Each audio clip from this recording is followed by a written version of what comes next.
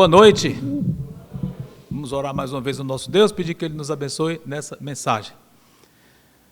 Santo Deus, muito obrigado por tudo que Tu fazes em nossas vidas. Nós somos tão fracos, tão necessitados de Ti, mas obrigado porque Tu nos fortalece em Ti mesmo. Muito obrigado pelas Tuas bênçãos, pelos Teus livramentos. Queremos Te pedir agora que Tu sejas conosco nessa mensagem, capacita-me em tudo para transmitir o que Tu queres que seja transmitido e ser com efeito no coração de cada servo Teu, serva Tua, visitantes que estejam aqui hoje. Em nome de Cristo, amém, Senhor. Você já acompanhou de perto alguém numa profunda depressão ou num abatimento muito grande, abatimento emocional? Bom, talvez não, mas seja como for, hoje nós vamos acompanhar uma pessoa assim. Não se trata de uma terapia de grupo, não é isso. Nós vamos ler, porque o nosso texto trata disso. Então, nós vamos acompanhar assim. Vai ser uma exposição das Escrituras, aqui, é isso que nós estamos nos propondo a fazer, mas como ela narra, registra alguém que esteve profundamente abatido, então, neste sentido, é que posso dizer que nós vamos acompanhar uma pessoa que passou por isso. Então, vamos tentar tirar do texto o que causou isso, o que teria causado isso nessa pessoa. Será que ela já tinha uma propensão a isso? Quais são as características desse grande abatimento? Se é que tecnicamente podemos chamar de depressão ou não estou preocupado com a terminologia, não é o assunto, mas vocês vão ver que a pessoa estava realmente no seu limite emocional. Então, o que teria causado? Quais são as características disso? E talvez, principalmente, qual foi a solução ao problema dessa pessoa? Que nós vamos ver tudo isso em nosso texto, tá bom? O nosso personagem que passou por esse grande abatimento, ele não era nada, não é alguém que nós acharíamos que ia passar por isso, ou seja, não é uma pessoa que tinha essa inclinação para isso, pelo contrário, era uma pessoa, digamos, muito firme, muito corajoso, era uma pessoa corajosa, ele era muito temente a Deus, fiel e, novamente, zeloso pelas coisas de Deus e muito vigoroso. Então, era alguém que dificilmente alguém poderia dizer que aquela pessoa vai se afundar num grande abatimento. De quem será que eu estou falando? Alguns podem pensar, Jó, não se trata de Jó, ou outros personagens que podem pensar aí. Não, trata de quem será? Elias, muito bem. O nosso personagem é o profeta Elias. Quando foi que Elias viveu? Ele viveu mais ou menos no ano 850 a.C. Qual era o contexto dele? O Israel já estava dividido, então já havia o reino do norte, chamado propriamente de Israel, e a parte sul, que era chamada de Judá. A capital do sul era Jerusalém, e a capital do norte era Samaria, naqueles dias. Então, o que foi que houve? Logo depois de Salomão, houve uma grande divisão no reino, não vou entrar nisso agora, mas essa divisão foi desastrosa para o povo de Deus. Né? Seja como for, a parte sul, a maioria dos reis não foi boa, não, foi ímpia, mas alguns reis foram bons. A capital Jerusalém, onde tinha o templo, os cultos e tal. Mas a parte norte, todos eles foram ímpios, foram péssimos, todos os reis das tribos do norte. Então, houve 19 reis, tanto do norte como do sul, norte, todos ruins, sul, a maioria ruim, mas alguns foram bons reis na parte sul. Mas o ministério de Elias foi totalmente voltado para o norte, ok? Então ele foi chamado por Deus para ministrar lá, e o rei nos dias dele foi um dos piores reis da história de Israel. Quem foi? Acabe. Por que ele foi tão ruim? Porque além dele não ter o coração consagrado a Deus, ele casou com uma péssima mulher, Jezabel, que trouxe o baalismo para Israel. O que é baalismo? É o culto a Baal, um deus falso, um deus pagão. Então o povo do norte estava muito corrompido. E Deus chamou Elias exatamente para isso. Então, alguns eventos memoráveis na vida de Elias, que a gente provavelmente já ouviu falar nisso e vocês vão recordar, talvez se eu perguntasse a vocês qual foi o ponto culminante da vida de Elias, vocês vão logo ligar com um nome: Carmelo. O que aconteceu no Carmelo? Fogo do céu. Mas antes disso, houve uma seca. Por que essa seca? Porque Deus, em sua fidelidade ao seu povo, quis trazê-los de volta a si e enviou uma grande aflição na forma de uma seca de 3 anos e meio. Uma grande seca que trouxe uma grande aflição para o povo. Era a maneira de Deus de disciplinar o seu povo. E Elias, coube a Elias anunciar essa seca. Então, antes de começar, Deus disse, diga para Acabe isso. Ele falou para o rei Acabe, vai ter uma seca e tal. Então, chegamos no final do período, já chegando no fim desses 3 anos e meio de grande seca, chegou a hora de Deus abençoar o seu povo com chuva. Mas antes de abençoar o povo com chuva, o que foi que Deus mandou Elias fazer? Quer dizer, o que foi que Elias fez? Disse para Acabe, apareceu novamente para Acabe e disse: junta todos os profetas de Baal no Monte Carmelo e vamos fazer uma dramatização aqui no sentido de uma disputa, por assim dizer. Eles vão clamar por Baal e eu vou clamar pelo Deus de Israel, Javé, Yavé, o Deus vivo, o Deus, nosso Deus, o único Deus vivo e verdadeiro. Eu vou clamar por esse Deus. O Deus que responder por meio de fogo é o Deus verdadeiro. Ou Baal, ou Deus Javé, o Senhor, nosso Senhor. E eles fizeram isso e vocês sabem bem o que foi que aconteceu. Vamos ler apenas um versículo que descreve esse acontecimento memorável no Monte Carmelo. Vamos para 1 Reis, capítulo 18. Na verdade, alguns poucos versículos, ainda não é o nosso texto, mas já mostra um pano de fundo que vai fazer a gente entender melhor o nosso texto.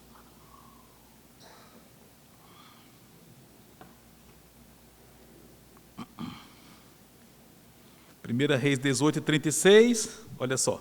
No devido tempo, para se apresentar a oferta de manjares, aproximou-se o profeta, ainda estou procurando, né? Eu vou esperar um pouquinho. Então, não é tão fácil de achar quanto Isaías, que é bem mais conhecido, né? Isaías é um livro grande, de 66 capítulos, e fica mais fácil de achar. Mas cheguem lá em 1 Reis, se for o caso, vai vir para Isaías e vai voltando até chegar lá. Ou vai vindo de Josué para frente. Mas acharam lá, qualquer coisa vai para o índice. Mas vamos lá, 1 Reis 18, versículo 36.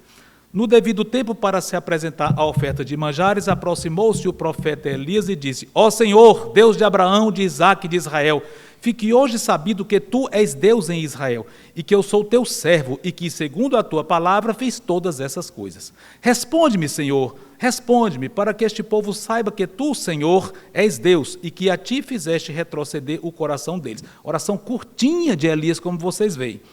Agora, então, o versículo 38 é o clímax de tudo isso. Então caiu fogo do Senhor e consumiu o holocausto, e a lenha, e as pedras, e a terra, e ainda lambeu a água que estava no rego. Aí, olha a reação do povo, versículo 39. O que, vendo todo o povo, caiu de rosto em terra e disse: O Senhor é Deus, o Senhor é Deus. Versículo 40, disse-lhes Elias: Lançai mão dos profetas de Baal, que nenhum deles escape. Lançaram mão deles, e Elias os fez descer ao ribeiro de Quizon, e ali os matou. Então matou centenas de profetas pagãos, agiu corretamente dentro do que Deus queria para aquele povo naquele contexto, e é o que é interessante, não é a maneira como devemos agir hoje na era da igreja. Nós temos novos princípios para serem aplicados em nossa vida. Hoje, quando Cristo voltar, é outra história, mas lembre que no Antigo Testamento era assim que Deus agia para purificar o seu povo, e assim que vai ser no futuro. Não vai haver ímpios junto conosco, pelo menos na geração inicial do reino de Cristo aqui. Mas voltando para cá, estamos nesse contexto aqui, e logo após isso, caiu a chuva. Então acabou a grande aflição que estava vindo sobre o povo, que era a seca, uma seca terrível, acabou. Então, com a matança dos profetas de Baal, centenas de homens, a chuva veio e acabou essa provação. Agora vai começar o nosso texto aqui, o nosso assunto principal. Tá? Capítulo 19, versículo 1, diz assim: Acabe fez saber a Jezabel tudo quanto Elias havia feito e como matara todos os profetas à espada. Versículo 2.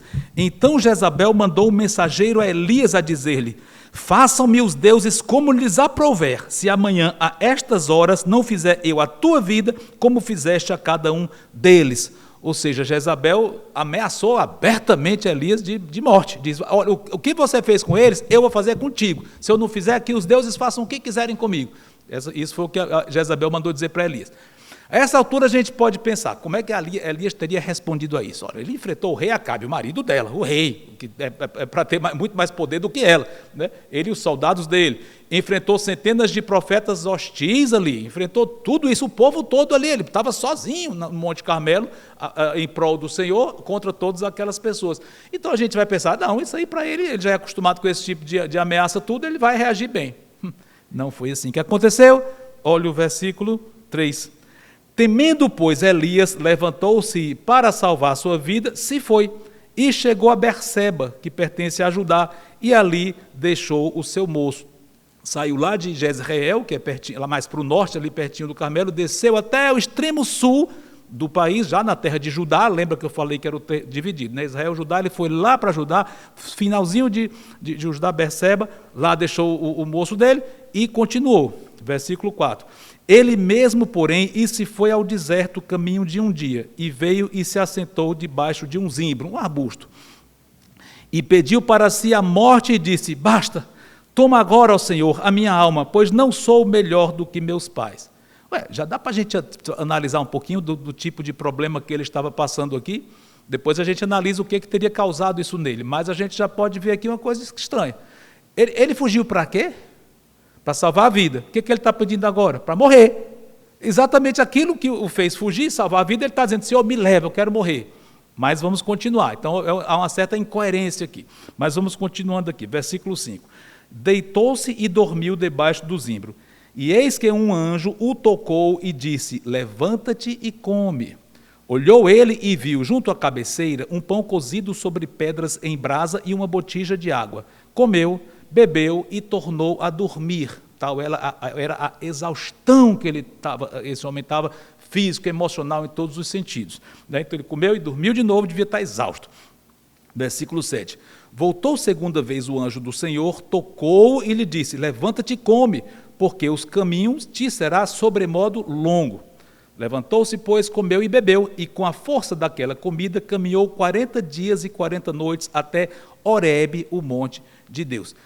Ao todo, ele desceu centenas de quilômetros, desde Jezreel lá em cima, passando por Berseba, passando pelo deserto, e até chegar no monte Horebe, que é o mesmo monte. Que monte? Monte Sinai, o mesmo monte onde Moisés, séculos antes, 600 anos antes, recebera a lei. Elias foi até esse monte, que era um monte memorável, bem conhecido, até porque Deus tinha se manifestado ao povo ali, com tremendas manifestações. Estou voltando agora para os dias de Moisés, no ano 1400 e pouco, ou seja, 600 anos antes disso. Então Deus apareceu com grandes manifestações, terremoto, fogo, relâmpagos, raios, som de trombeta. Então foi uma manifestação muito impressionante nos dias de Moisés, quando o povo saiu do Egito, no rumo da terra prometida, e ali Deus deu a lei a Moisés, os 10 mandamentos e todo o que nós consideramos como lei, especialmente os 5 primeiros livros da Bíblia, quer dizer, quase todos, que alguns foram escritos depois, mas parte deles, e ali começou a ser escrito então o Pentateuco, os primeiros 5 livros da Bíblia.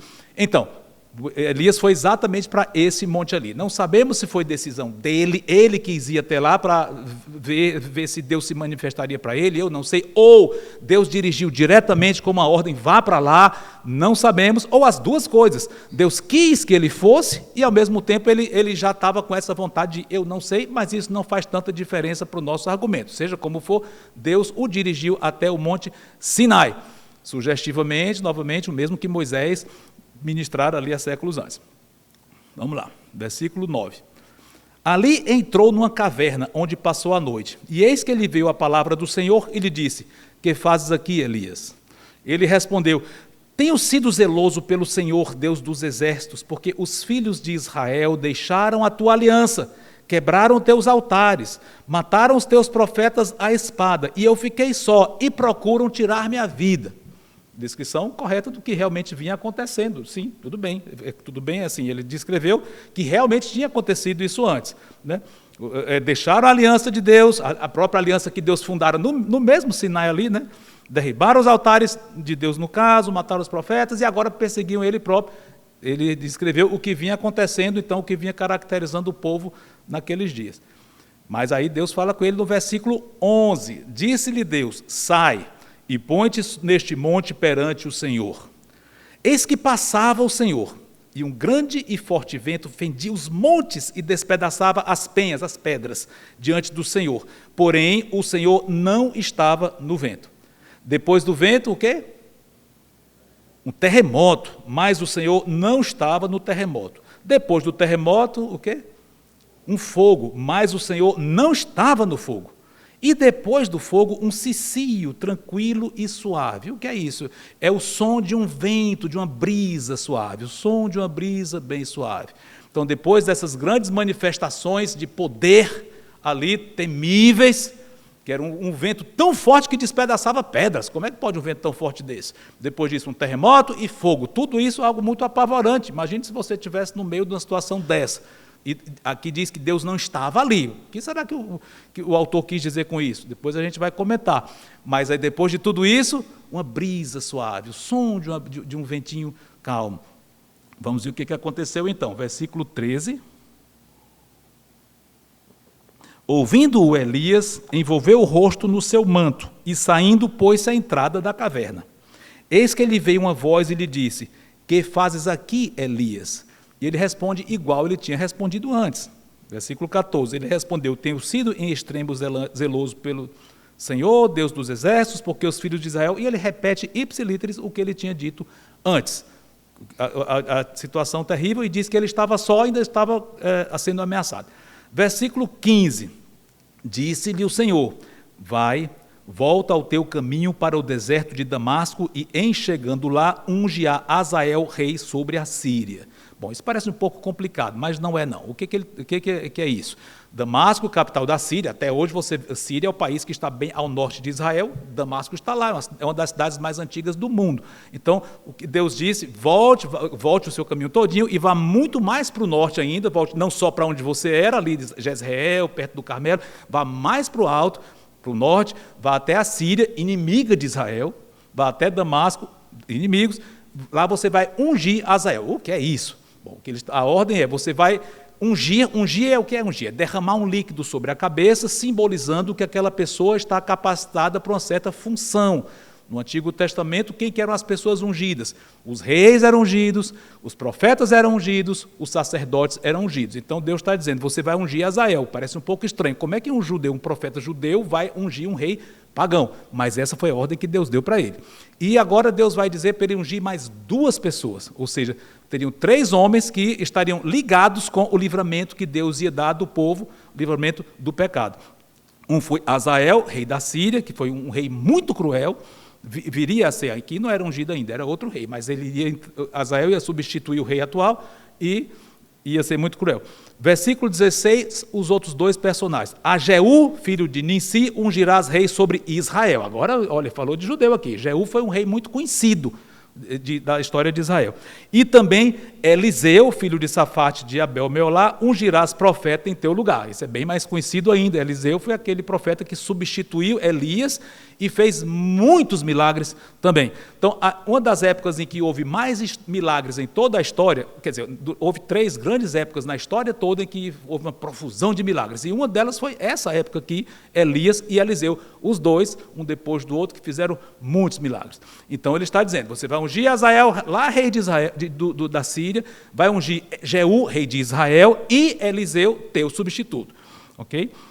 O versículo 17. Quem escapar à espada de Azael, Jeú o matará. Quem escapar à espada de Jeú, Eliseu o matará. A ideia é, Deus iria extirpar os idólatras. A ideia seria essa.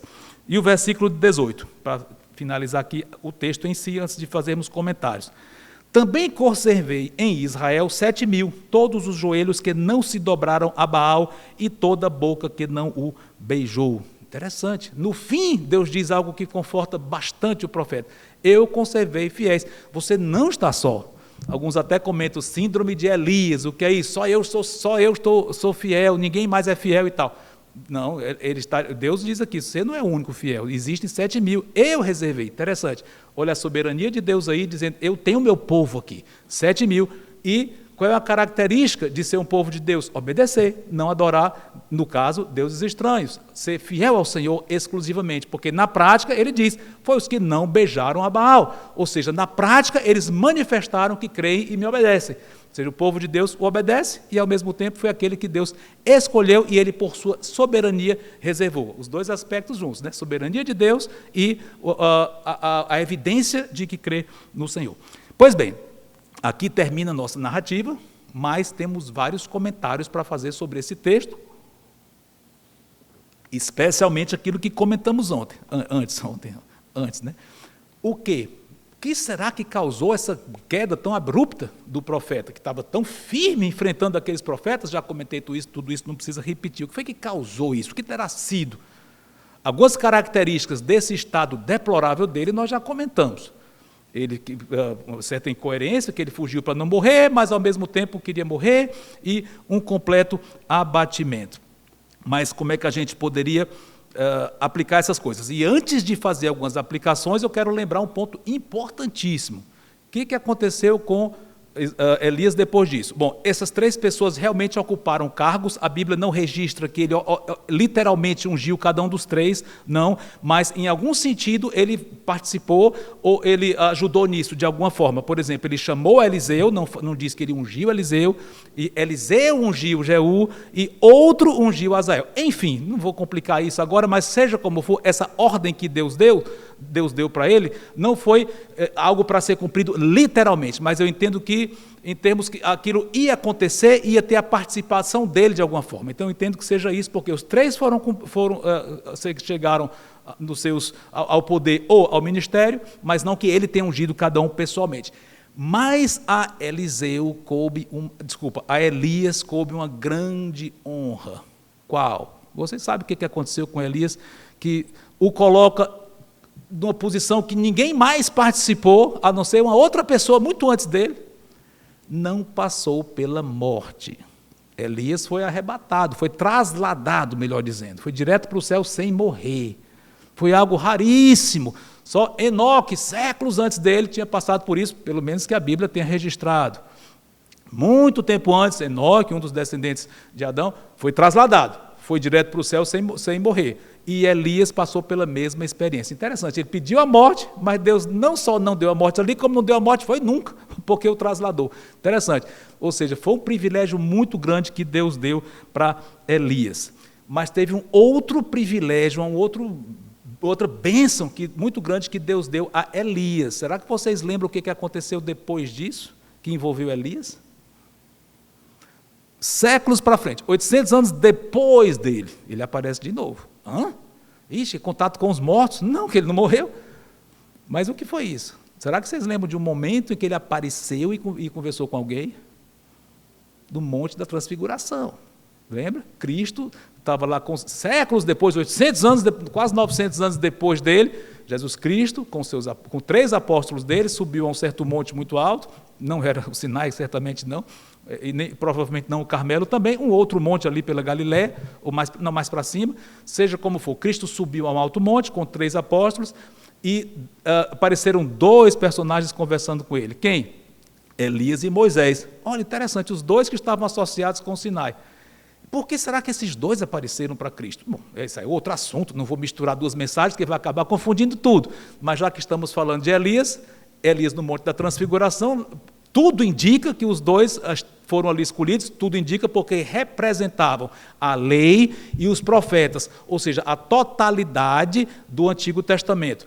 Na verdade, o Antigo Testamento é dividido em 3 partes: lei, profetas e escritos, mas algumas vezes os 2 eram usados para simbolizar todo o Tanar. O que é Tanar? O Antigo Testamento hebraico.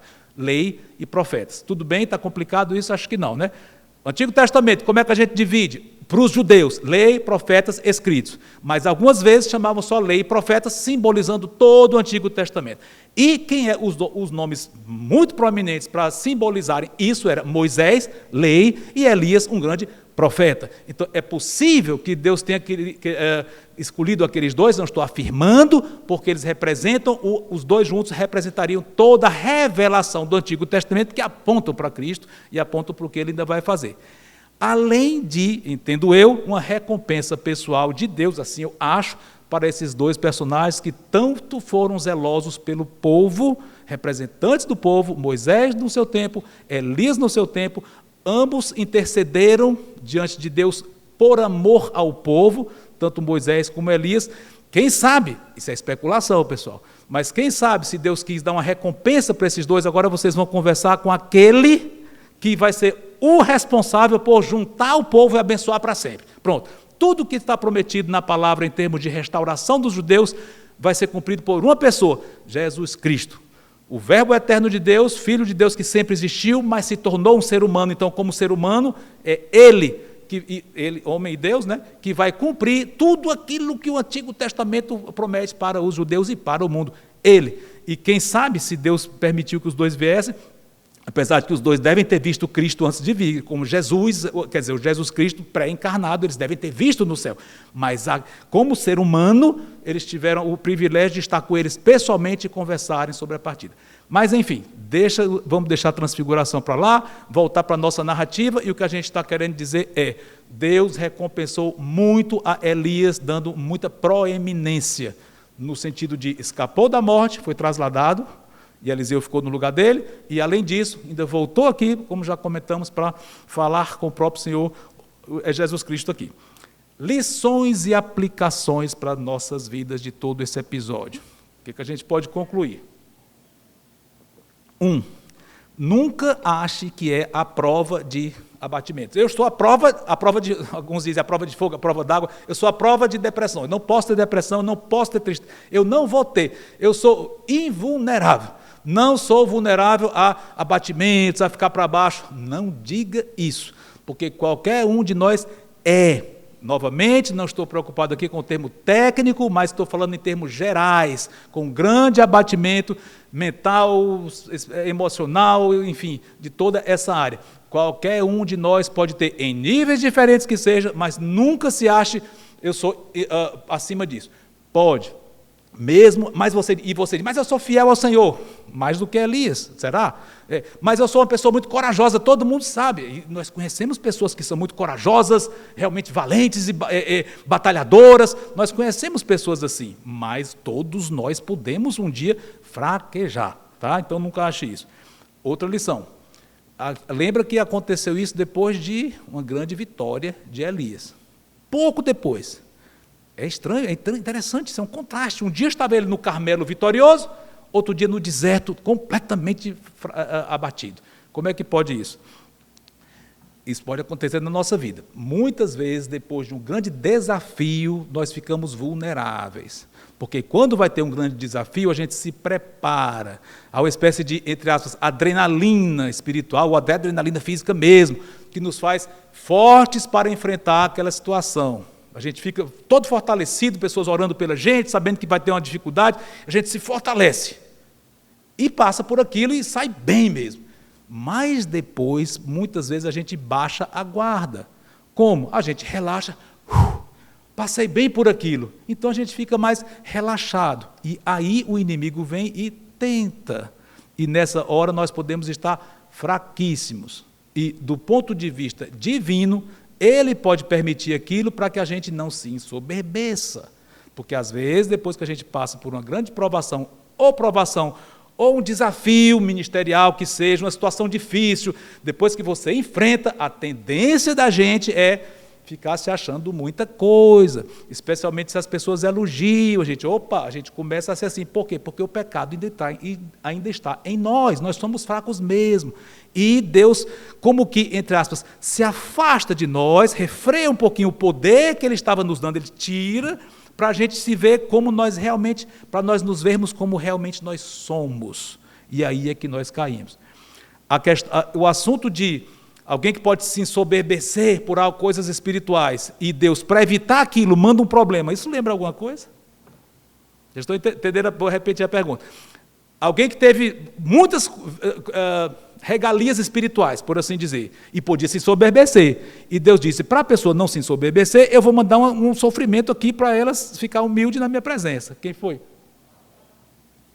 O espinho na carne de Paulo. Estou só pegando um princípio aqui. Então, para a gente não se ensoberbecer com as coisas que a gente faz e vence, Deus às vezes nos enfraquece. Aliás, Paulo disse lá, quando eu sou fraco, então é que eu sou forte. Porque o espinho na carne tornava Paulo fraco. Ele viu quão fraco ele era, segundo Coríntios fala isso lá, acho que é capítulo 12. Se não for perto, mas acho que é 12. Mas seja como for, Deus permite que a gente fique fraco, pelo bem da gente. Então é possível que Deus tenha refreado de Elias o seu poder para que ele se visse quem ele realmente é.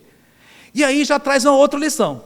Quando nós estamos firmes, fortes, vigorosos, cumprindo a vontade do Senhor, aceitando grandes desafios, nunca pense que é você mesmo. Não é, é Deus. Quem faz você fazer o que você faz, ou eu estar aqui na frente pregando para vocês, ou alguém fazendo isso, ou alguém fazendo aquilo, é o Espírito Santo, senão a gente não teria condições. Eu sei que muita gente pode, por talento pessoal, capacidade pessoal, fazer muita coisa e faz. Muita gente que nem conhece a Cristo faz grandes coisas, Deus permite. Mas no caso do crente, não. O crente tem todo o seu poder exaurido e ele fica colado em Cristo. Graças a Deus por isso. Vocês estão entendendo? Então, no caso, muita gente pode fazer grandes proezas no mundo, enfrenta muita coisa e tal, pelo seu próprio poder, o poder da sua carne mesmo. Mas no caso do crente isso não existe. Porque quando nós nos convertemos, nós nos colocamos aos pés de Cristo, Ele nos uniu com Ele próprio, não que Ele deixe de ser Ele, nós deixemos de ser nós, não é isso, mas é uma união maravilhosa. E todas as nossas forças agora estão nele. Por isso que Ele disse, sem mim, nada podeis fazer. Porque o crente que se afasta de Cristo não consegue fazer as coisas. É impressionante, graças a Deus por isso. Mas Ele nos mantém colados em si. Ou seja, lembre, quando você está bem, é Deus que está lhe dando essa capacidade. Isso não anula o aspecto pessoal, de sua decisão, de seu esforço. Aliás, isso glorifica ao Senhor. Aí você próprio diz, eu quero ser, e permanece firme na sua vontade de servir ao Senhor. Amém, isso glorifica ao Senhor. Mas por trás disso é a graça pura dEle. Ok? Lembra disso. Outro ponto aqui, além desse que já comentamos, a questão de nós somos vulneráveis, depois de momentos de vitória nós podemos ficar muito fracos, Deus usa isso para nos trazer de volta a si. E outro ponto, grande fidelidade do Senhor que nos traz de volta a si, e Ele sabe exatamente como fazer, como Ele fez aqui exatamente com Elias. Mas eu quero agora trazer um outro ponto aqui, que tem a ver com... Lembra que eu disse que tinha algo aqui que a gente ia comentar depois? Na narrativa lá de Elias no Sinai? Bom, vou refrescar a memória de vocês. Na descrição que o autor fez, alguns acham que Jeremias é o autor de 1º e 2º Reis, não sabemos, mas o autor, quem quer que seja, inspirado pelo Espírito Santo, ele descreveu o que aconteceu. Então ele falou algumas grandes manifestações e disse uma frase curiosa em todas elas. Houve um vento, depois do vento houve o quê? Um terremoto, depois do terremoto houve um fogo. Mas ele diz uma frase para todos eles. Deus não estava ali. Como é que Deus não estava ali? Bom, eu entendo, claro que Deus é o responsável por aquilo. Deus estava ali no sentido de que foi Ele que fez? Óbvio que sim. Mas em que sentido Deus não estava ali? O que ele quis dizer com isso pelo Espírito Santo? Ele não repetiu essa frase quando houve uma quarta manifestação aqui. Qual foi a quarta manifestação? Uma brisa branda soprando. Quando aconteceu isso, ele não disse que Deus não estava ali. Pelo contrário, Deus falou com Elias. Provavelmente o sentido seja, Deus não estava intimamente ligado com o terremoto, ele mandou o terremoto, sim, ele mandou todas essas coisas, claro, com o seu propósito, para causar uma grande impressão em Elias. E, aliás, essa impressão em Elias foi muito positiva, porque ele estava com medo de Jezabel. Então, ele começou a ver, eu tenho um Deus muito superior aos exércitos dela. Então, foi muito tranquilizador para Elias esse tipo de coisas, porque ele viu, por que eu vou temer as tropas de Jezabel, se eu tenho um Deus que faz um terremoto e pode matar todos, que pode mandar fogo e derrotar todos. Então, foi muito acalentador para Elias ver essas manifestações, apavorantes por um lado, mas acalentador no sentido, eu não tenho que temer nada, porque Deus faz tudo isso. Mas, então, voltando aqui, por que Deus não estava ali e estava no cicio, nesse vento brando? Ele falou ali. Eu entendo que a ideia é, Deus mostrou para Elias, mas aquilo em si não faria Elias ter os olhos abertos para enxergar realmente ao Senhor e voltar à comunhão com Ele. Em si não, podia impressionar ali como impressionou, mas aquilo não tinha poder de mudar o coração de Elias. Mas teve algo que teve poder para isso. O quê? Deus ordenando, Deus falando. Olha a palavra de Deus. Então, quando acabou tudo isso e veio aquele vento brando, Deus falou e disse, mais uma vez perguntou, por que tu estás aí? Ele respondeu e disse, volte e faça isso, isso, isso. Aí diz, eu vou acabar com a impiedade e eu reservei os fiéis. Ou seja, resumindo, foi isso que Deus disse para Elias. Isso eu entendo que mexeu o coração dele. Eu acho que a ideia de que Deus não estava naqueles elementos, mas estava, e nada disso sobre esse aspecto, é que foi ali que Deus falou realmente, diretamente ao coração de Elias. E aqui, novamente, a Bíblia não diz isso, é uma interpretação minha, mas isso mostra, e agora o que eu estou dizendo é verdade, independente de ser exatamente o que está no texto ou não, isso é verdade. O poder da palavra de Deus, ela quebranta, ela fortalece. Pronto. Então, por mais que terremoto, tudo isso tenha grande poder, o que quebranta mesmo o coração ou restaura corações, que for o caso, é a palavra dele. Por isso que muitas pessoas viram milagres do Senhor e nem se converteram, ficaram impressionados, queriam coroá-lo rei, vamos coroá-lo rei, como na primeira multiplicação dos pães, estão lembrados? Ele é nosso rei e tal. No dia seguinte já estavam se afastando dele, porque viram que o discurso dele não era muito agradável. Enfim, impressionar com milagre é uma coisa, mas ter o coração amarrado no Senhor é outra, e isso vem pela palavra dele. Ou seja, Deus, através da sua palavra, restaurou Elias. E qual foi o conteúdo da palavra pelo que nós vimos aqui? Claro, a palavra em si, ela transmite alguma coisa. A palavra de Deus, ela transmite verdades, que essa verdade é que nos transforma. Né? Então, quais foram essas verdades? Já disse aqui. Faça isso e eu reservei outros. Fique tranquilo porque você não está só, eu vou cuidar disso e faça isso. Uma grande tranquilização que Deus deu para ele, e não só isso. Faça isso. Ou seja, me obedeça. Sirva, faça o seu papel. Oh, que lição, meus irmãos e minhas irmãs. Muitas vezes nós estamos abatidos e achamos que não estamos em condição de servir ao nosso Senhor. Ledo engano. Quando nós servimos ao Senhor é que nós somos fortalecidos. É ali que Deus restaura o nosso coração. Então, nunca pense, eu estou tão fraco, quando eu me fortalecer eu vou servir. Não. Obedeçamos, sirvamos ao Senhor, Ele vai nos dar poder, Ele vai lhe dar capacidade para cumprir exatamente o que Ele quer. Vai, isso nos restaura. Ou seja, quando passarmos por situações de grande abatimento, que qualquer um de nós pode passar, corre para o Senhor e pede a Ele, Senhor, me fortalece, e abre os ouvidos para a palavra dEle e obedeça a palavra dEle. Deus é fiel, Ele não vai deixar que nenhum de nós seja arrancado das mãos dEle, Ele nos fortalece. Cristo diz lá em João capítulo 10. E a palavra de Deus, nós temos amplo testemunho das Escrituras, do poder que ela tem e do que ela faz conosco. Eu quero ler só 2 versículos aqui, que fala disso. Olha, Salmo 119, 92. Salmo 119, 92.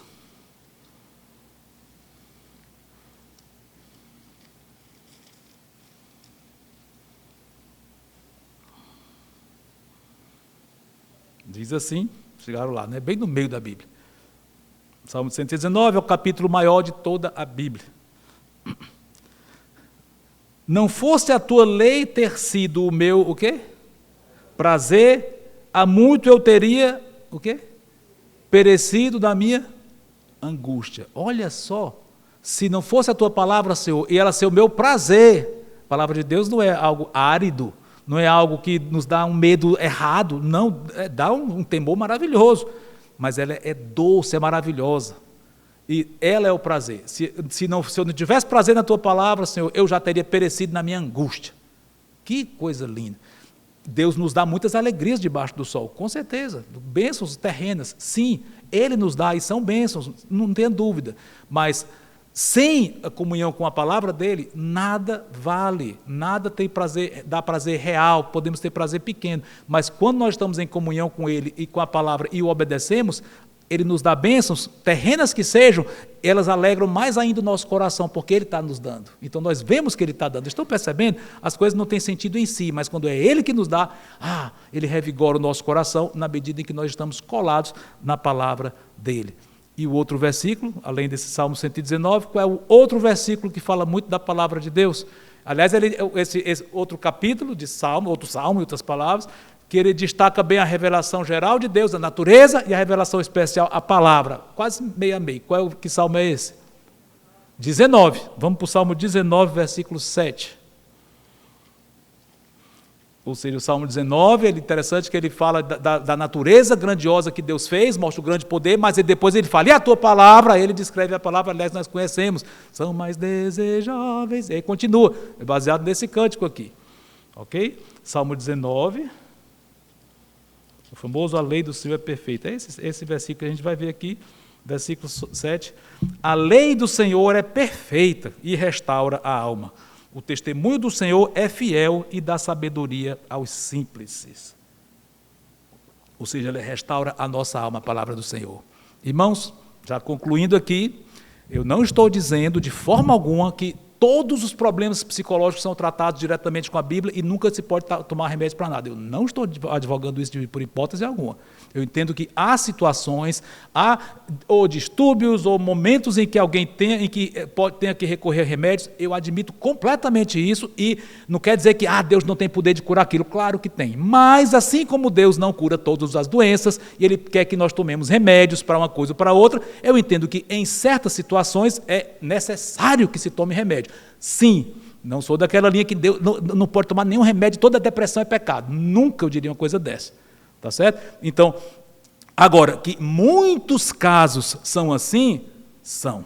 Em muitos casos de um grande abatimento é puramente espiritual. Mesmo que Deus possa recorrer para remédios até naquela situação que seja, mas muitas coisas são resolvidas de uma forma diretamente espiritual, sem necessidade de recorrer à medicina e por aí vai. Porém, novamente, existem casos e casos, se é para tomar remédio, toma e agradeça a Deus por aquilo. Mas tem situações, eu faço questão de frisar para não ser mal interpretado nem para um lado nem para o outro, em que realmente é algo puramente espiritual que nos leva a grandes abatimentos. Eu sei o que é isso.